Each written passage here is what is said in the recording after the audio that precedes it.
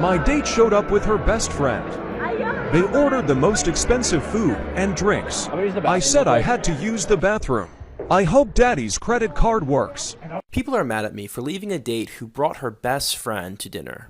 Essentially, I had a date plan with one of the girls, and when I arrived, she said her friend was joining us. And when we sat down, they started ordering drinks and appetizers and complimented me the whole time. At this point, I knew this was a scam, and I left. And people are saying that I didn't have a right to leave because those women probably earn triple my wage, and I can't face the embarrassment of not being able to afford cheap drinks.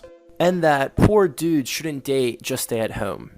I don't know, what do you guys think? This is disrespect. If it is a planned date in an intimate setting, it should just be the two of you. And for her to invite her friend to sit down with you guys, it's disrespectful of your time. What kind of relationship do you have with your mother? A good one. A good one? Yeah, I take care of her.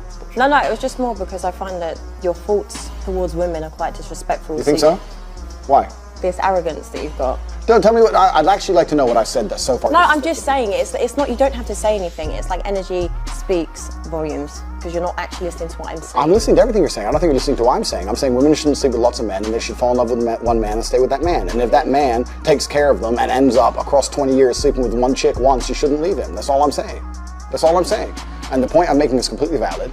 And if a woman sleeps with one man once, that's unacceptable. If a man does it, it's acceptable. The fact that an increasing number of men who are members of the passport gang are fleeing their first world nations, which are rife with the female suffrage movement, to find love in other nations shouldn't come as a surprise. How can these men be blamed when their wives resent and despise them, and constantly lament their worthlessness? XXS's narcissism, entitlement, and fly-out misandry toward men have made many men want to date outside their country or go it alone. When you stop and think about what the feminist movement has done, you have to decide if this is indoctrination or something women have always wanted but haven't been able to achieve on their own over the centuries. If you were to ask me, I would say that there is a little bit of each, but I typically believe that the female movement is what women have always wanted when they feel inferior throughout their entire life. It is reasonable to assume that they will naturally want to achieve freedom, independence, and ultimately supremacy over the one superior being when presented with the opportunity to do so. We can see it in their desire for more power in the name of quality, and in the way they treat men they believe to be below them, because they have never experienced power before. The brutal truth is that women temporarily submit to men they believe are superior to them until they reach their level, and treat men they believe are superior to them like trash. They are just as good as those men. This, in my opinion, is the true nature of women, and everything about the current female movement reflects their goals. You would need to justify your position if you truly disagree with me. In most societies where the female movement has spread, the majority of women follow this path and reject tradition. According to contemporary women, traditionalism is when men lead and women follow. Despite their overwhelming cheering and praise, they believe that embracing their femininity shows weakness and oppression. When women decide to advance, accept their masculinity, power, and freedom over men.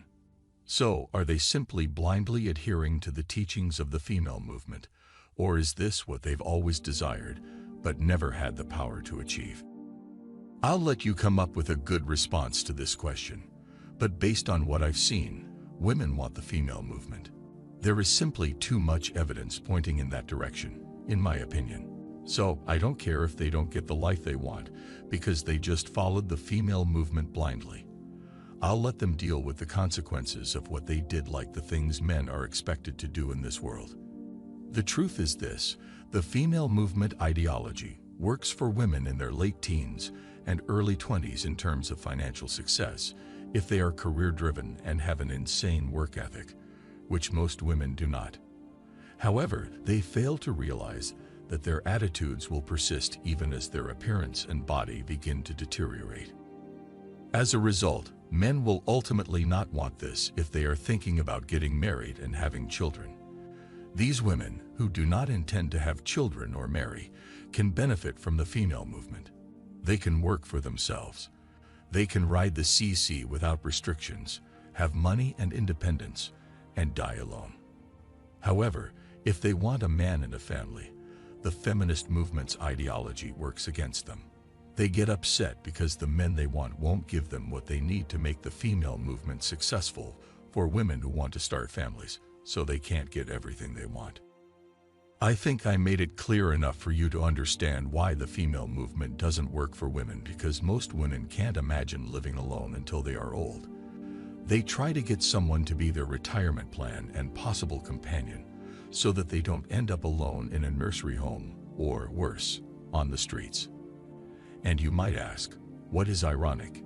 Even though most women who follow the female movement say that they don't need a man, they spend their whole lives relying on men to help them get through life. These men are their father's temporary boyfriend, the government, or their ex-husbands. As a result, they rely on men to keep them afloat each month, even though they are supposed to be strong and independent, and do not in any way require men.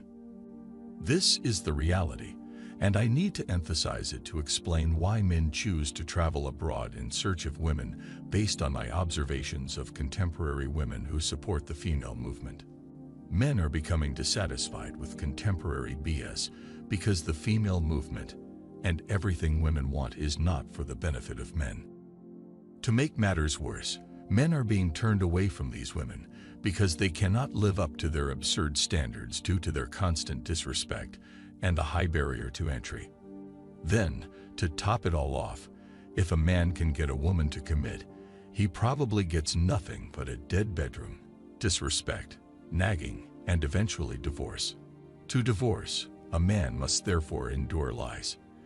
In the end, he gets his reward by having his children taken away from him. Isn't that a fantastic deal? Who wouldn't jump at the opportunity? Despite my reservations about it, I can understand why men would want to travel abroad to find love. Keep in mind that a lot of women will use you just like the women you're trying to avoid because they think you're a good target. I am aware of this because I have female relatives who try to control and intimidate men to help them get green cards or improve their lives. Additionally, many of these women had boyfriends who coerced them into going out with men from developed nations to have fun and earn money for their families. I cringe when hope strategists who haven't seen this side of women tell me in the comments section that they don't understand because we live in a cold world. You are the only person who doesn't know what you're talking about because you don't live in a third world country. Permit me to show you, however. I used to work with a friend of mine who was also a coworker. I've always wondered how she started a bee farm and ran taxes. As a result, I had no choice but to inquire because she could sustain herself solely on the passive income she earned from her taxi business, whereas I was struggling to make ends meet on my meager salary. She informed me of this, and it will assist your strategist in seeing things in a different light. She told me that she and her friends paid for their college tuition by being con artists. Yes, did you hear that? In particular, while she was living in the United States, she would con men out of money and use the money to pay for her tuition and set herself up. As a result, she paid for the 2 taxis she bought with cash using sugar. Who would have thought that women's low self-esteem would become so widespread in recent years? I can't even recall the last time I gave something to a woman and saw how happy and appreciative she was. Because the way men are treated today is repugnant, I will always advise them to leave their current situation. There you won't be accepted. To avoid this absurdity, simply follow your path or lead a free agent lifestyle. That is the best advice I can offer. If you do not commit, she is either unable to control you or falsely accuses you. So heed my warnings.